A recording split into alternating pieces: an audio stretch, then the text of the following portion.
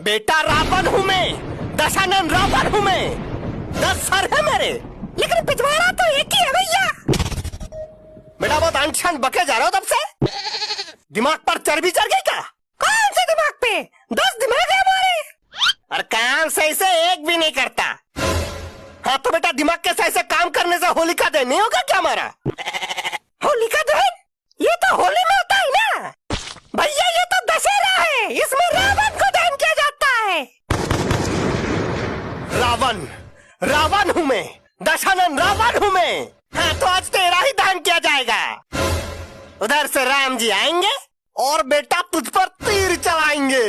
भैया तीर तेरे नाभि में लगेगा और तू जल जाएगा, जलता ही जाएगा, जलता ही जाएगा।